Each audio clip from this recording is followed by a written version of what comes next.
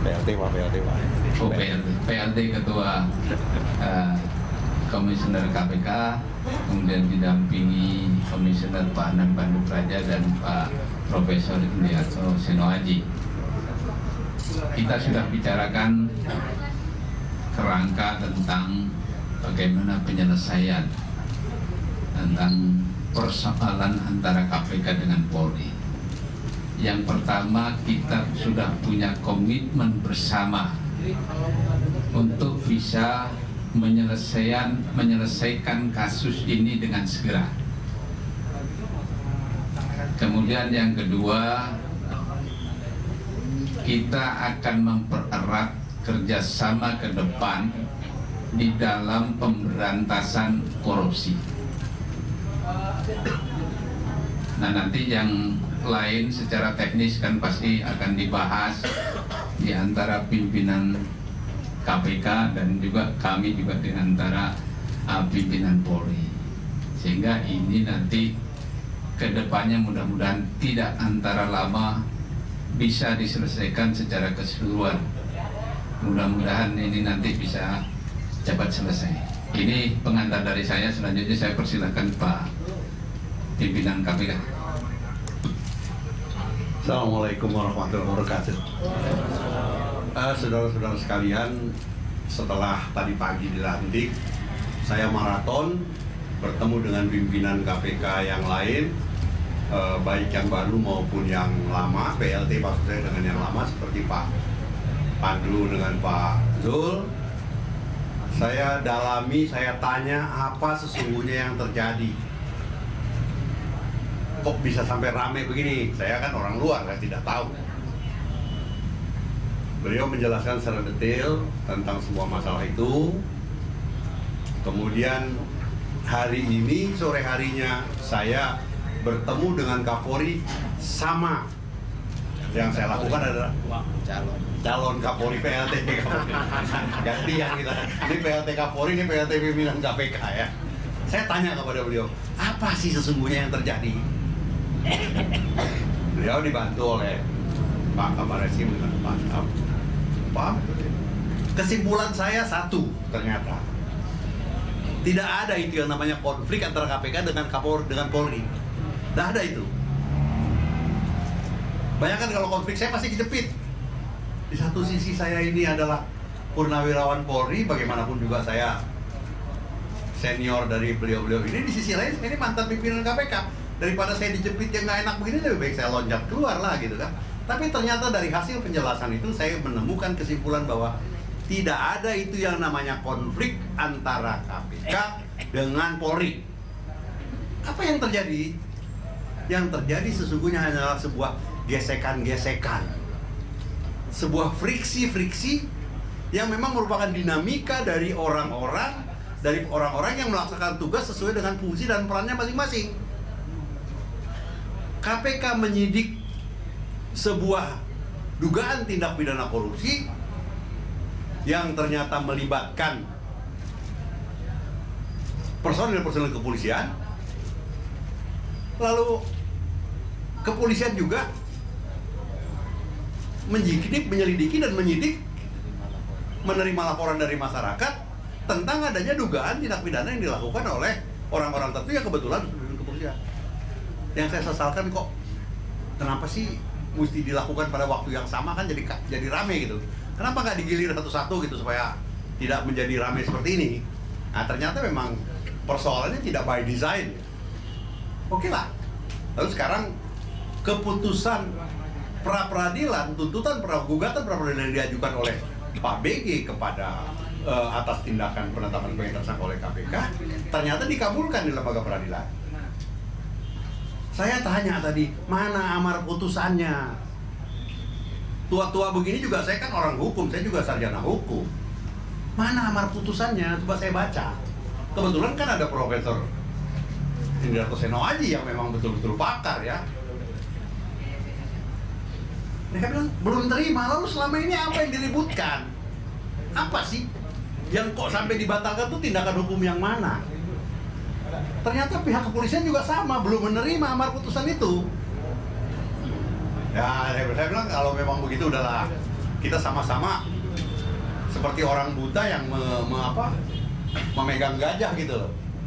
Ada yang bilang ekornya gede, ternyata itu belalai. Ada yang bilang belalainya kecil, ternyata ekor. Jadi kita sama-sama belum tahu. Karena itu saya katakan, ayo kita minta kepada pengadilan di Jakarta Selatan, mana amar putusannya, biar kami pelajari, biar kepolisian mempelajari, yang dibatalkan itu apanya. Baru dari situ, kita akan mengambil keputusan-keputusan yang hukum. Maaf, yang hukum dalam tanda petik ya, berarti dalam koridor hukum. Mau kita kemanakan ini kasus ini? Berbagai alternatif yang muncul, tapi kami belum bisa sampai kepada kesimpulan karena jujur barangnya saja kami belum terima. Mudah-mudahan 1-2 hari ini Pak Pandu ya. Mudah-mudahan kalau Bapak terima duluan, tolong kopinya berikan kepada kami. Tapi kopinya jangan yang blur Pak, yang jelas juga supaya kita bisa baca. Tapi begitu juga kalau kami duluan, kami akan sampaikan kepada Bapak. Mudah-mudahan sama-sama kita terima. Itu yang pertama. Jadi sekali lagi tidak ada konflik antara Polri dengan KPK. Yang ada adalah friksi ketika kedua lembaga ini melaksanakan tugas sesuai dengan fungsi dan perannya. Dan ini biasa dalam sebuah penugasan seperti ini. Pengalaman saya 42 tahun sebagai petugas negara, 32 tahun sebagai polisi udah biasa begini. Yang diperlukan adalah kepala dingin. Saya juga tadi bertanya kepada pimpinan KPK yang lain, bagaimana sih kondisi personal kita, kemampuan kita. Antara lain akibat dari adanya keluhan-keluhan tentang banyaknya perkara yang belum selesai.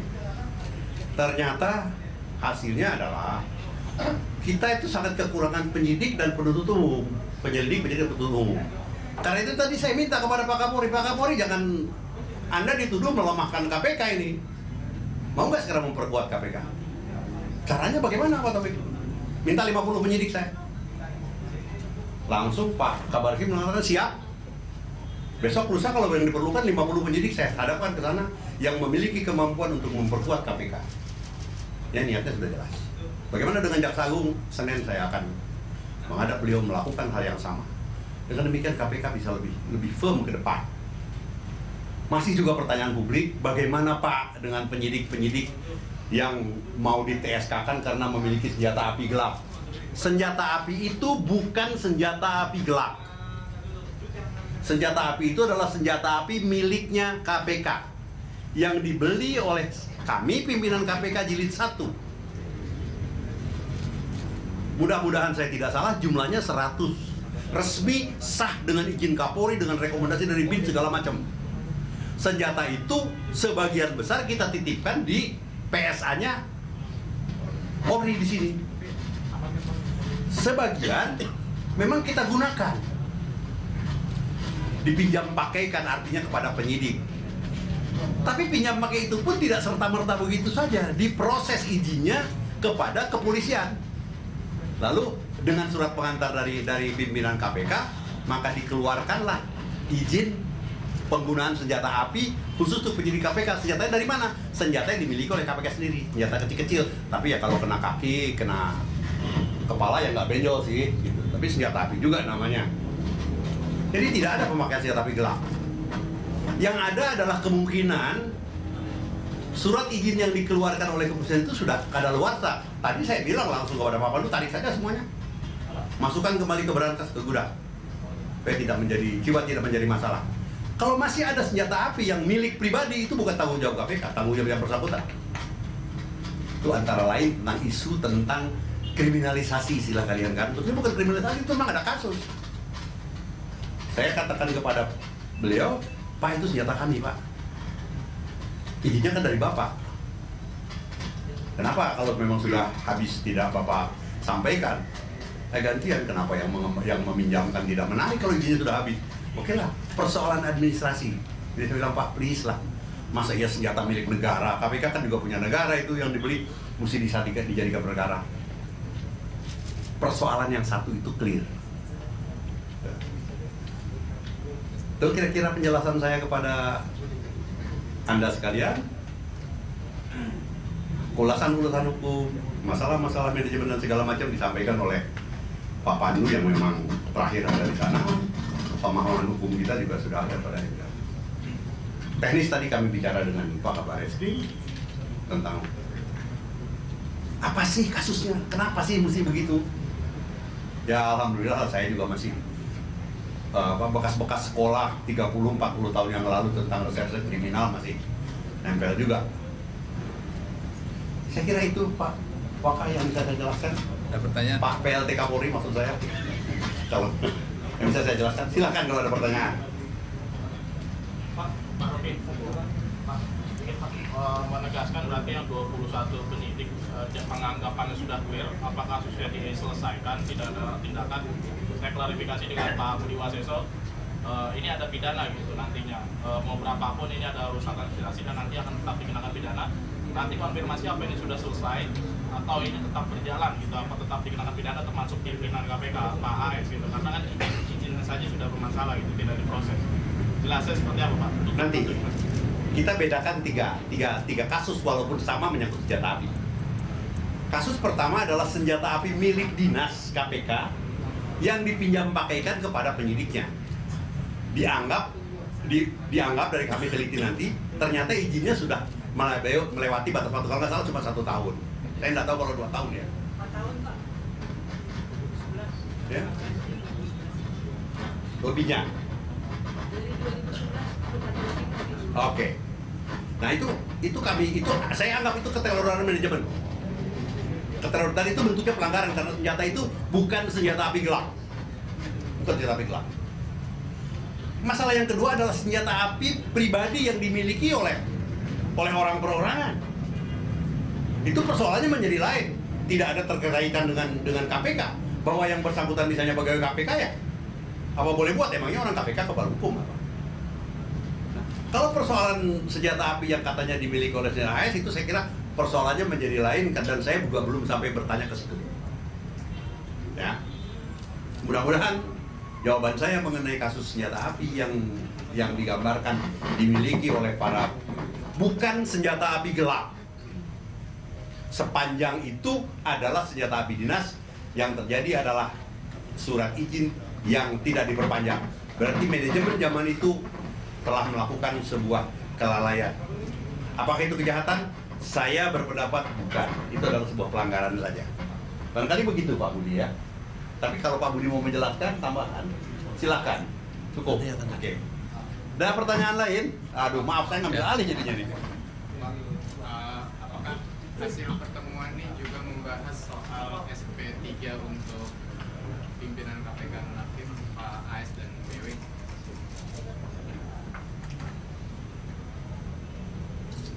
Penanganan kasus yang melibatkan pimpinan KPK nonaktif Bapak AS dan Bapak BW itu adalah domain sepenuhnya dan berada dalam kendali kepolisian. Saya harus tahu diri, tidak boleh kami mencampuri masalah ini. Minta-minta SP3 nggak boleh. Itu namanya. Nah ini akibatnya karena apa? Karena memasuki domain yang bukan kita punya gitu. Karena ini persoalannya adalah persoalan pidana umum, kecuali kalau menyangkut masalah pidana korupsi atau menyangkut segala macam ya tentu kita akan bicarakan. Saya kira Pak PLT Kapolri jawab. Yang jelas saya tidak masuk ke kasus yang itu. Begini prinsip penyelesaian kasus tadi yang ditanyakan. Kalau toh diselesaikan itu dalam koridor hukum, jadi tidak keluar dari koridor hukum. Oleh karena itu penyelesaiannya tentu memerlukan satu persyaratan-persyaratan. Tidak terus SP3. Oh ini kalau memenuhi unsur ya nggak bisa di SP3. Ada lagi? Ya. Salah satu yang pernah Bapak ungkapkan adalah memperbaiki pola hubungan antara KPK dan Polri. Apa saja yang perlu diperbaiki pola hubungan? Ya, yang perlu diperbaiki pola hubungan Polri dengan KPK itu sudah ada MOU, sudah ada kerjasama. Tetapi selama ini komunikasinya itu masih diwarnai dengan adanya saling kecurigaan. Ini yang tidak boleh. Ini yang tidak boleh, ini harus dihilangkan. Oleh karena itu kerjasama lebih erat tadi saya sampaikan. Kalau memang ada permasalahan di Polri atau permasalahan KPK, mari kita bicarakan bersama. Bukan langsung melakukan tindakan masing-masing, tidak. Sehingga saya katakan dari permasalahan ini kita bisa ambil hikmahnya untuk bisa kita perbaiki ke depan pola hubungan dan komunikasi antara Polri dengan KPK. Saya mau nambahkan, saya di KPK bukan orang baru sama sekali kan, bukan bukan alien masuk di KPK. Hubungan antara Polri dengan KPK sudah sedemikian mesranya. Pengertian mesra ini bukan saling melindungi menutupi. Hampir setiap periode ada pejabat Polri yang ditetapkan jadi tersangka, tetapi tidak mengganggu pola hubungan. Rekrutmen pertama di KPK yang kita sebut dengan Indonesia Memanggil itu oleh pimpinan KPK jilid pertama dididiknya di Akpol 3 bulan mereka, dan mereka sekarang yang menjadi motor penggerak dari semua sektor, walaupun mereka belum menjadi penyidik. Dulu, saya cerita dulu ini, kalau saya memerlukan penyidik, bukan cuma dikasih, Pak Taufik pilih aja sendiri mau yang mana. Saya bilang saya minta anak PTIK dengan anak Selapa yang masuk 50 besar yang berkemampuan bahasa Inggris. Tapi nggak semua mereka bisa menyidik. Nggak apa-apa, saya didik, saya latih. Kita ada pola latihan sendiri. Dan hasilnya sudah cukup bagus. Saya lihat beberapa orang Kopes dan seorang Brigadir Jenderal itu adalah alumni KPK yang diakui memiliki kemampuan teknis yang tinggi. Jadi sebetulnya pola hubungan itu sudah terjadi. Lalu saya katakan, Pak Badrudin, bagaimana kalau kita ulangi pola hubungan seperti itu? Balik saya ditantang, Mas Taufik mau berapa? Mau 50? Kata Pak, besok saya kirim kalau perlu 50. Ya nanti dong kalau 50 dikirim tanpa diseleksi kan juga nanti orang bilang gampang benar masuk di KPK. Proses seleksi akan kita lakukan sehingga kita bisa mendapatkan penyidik-penyidik KPK yang bagus. Itu terjadi karena pola hubungan dan komunikasi yang sangat bagus. Saya mau mengulangi cerita sukses tentang komunikasi yang begitu bagus antara KPK, kejaksaan, kepolisian, dan berbagai institusi lain tanpa harus mendistorsi jalannya penegakan hukum. Barangkali itu keterangan tambahan saya. Untuk status kasus yang menjadi peninjauan di KPK saat ini, apakah dia tidak sementara menunggu amanat putusan atau sebenarnya proses-prosesnya masih terus berjalan? Tentu kita mesti mempelajari secara detail. Kita tidak bisa hanya memonitor dari apa yang dibacakan oleh hak yang terhormat Hakim Sakti, tapi kita akan detail. Apanya sih yang ditolak oleh hakim sehingga mengakibatkan penetapan penyidikan dibatalkan. Kalau memang sudah menyangkut masalah subjek hukum, ini adalah sebuah hal yang mutlak. Artinya KPK memang tidak berwenang di situ. Apa yang kita lakukan? Melakukan penyidikan nggak mungkin karena kita menghentikan penyidikan tidak mungkin karena kita tidak boleh. Kan ada mekanisme pelimpahan, ada mekanisme pengambil alihan. Kita gunakan, menurut saya sepanjang persoalannya, panjang jalurnya, koridornya adalah koridor hukum, bukan koridor adat. Kita pelajari nanti apa yang mungkin bisa kita lakukan dengan melihat fakta-fakta yang timbul dengan tetap berpegang kepada koridor hukum. Saya kira itu. Pak Rofi, satu Pak, ini tambahan kesepakatan lain Pak selain senjata, katanya sudah clear. Ada kesepakatan lain nggak sih Pak antara tadi pertemuan tadi dengan Pak Badrudin dengan juga pimpinan KPK, seperti misalnya kesepakatan status Pak Anan dan Jul gitu kan, mengingat saat ini masih terus di penyidikan. Mengingat kan sebuah pimpinan sebelumnya ini Abraham Samad dan juga Bambang Wijayanto menganggap ini adalah penghancuran oleh KPK gitu ketika pimpinan KPK dikriminalisasi.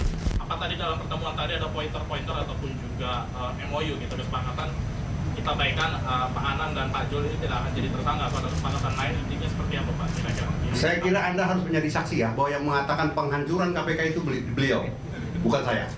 Ya, tolong hati-hati dalam menggunakan kata-kata. Ya, dan saya minta keyakinan kepada Pak Badrudin. Apakah benar selama ini ada niat untuk menghancurkan KPK?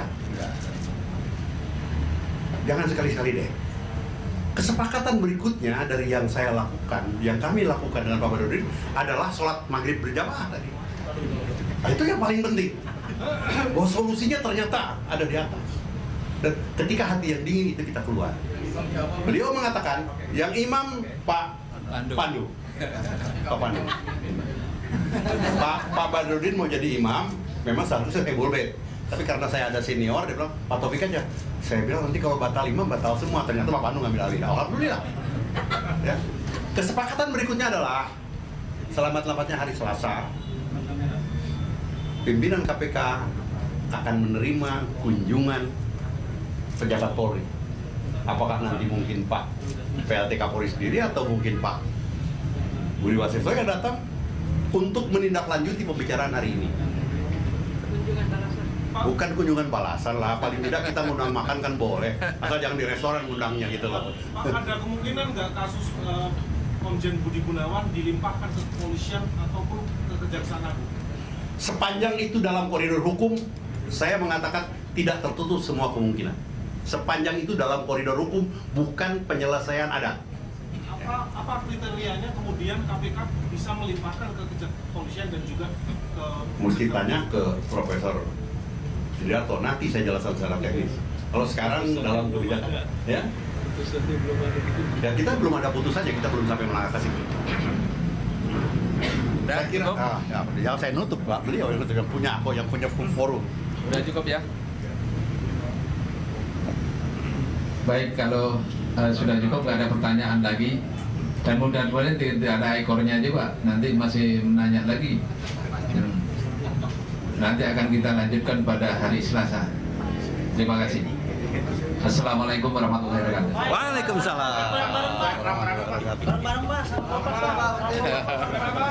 Apa? Oke. Udah kalau begitu silanglah Pak Purdin ke sana Pak situ. Udah silanglah kalau gitu. Supaya jangan dibilang bahwa kita tidak kompak gitu loh. Lahir batin ini. Lahir batin ya. Oke. Pemberantasan korupsi kita teruskan. Lihat kiri Pak. Ya. Oke. Pak Kapolri. Cukup ya. Pegel nih pegang tangan terus nih. Ya. Ya. Oke. Oke, thank you. Makasih. Assalamualaikum. Terima kasih Pak.